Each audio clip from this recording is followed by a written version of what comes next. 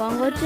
ମୂଳା ପୁଡଉଛି ମୂଳାରେ କଣ କରିବୁ ଖାଇବା ମୂଳାର କକଲେଟ୍ ଗଲେ ଖାଇବ? ହଁ ହଁ ହଉ ଠିକ୍ ଅଛି।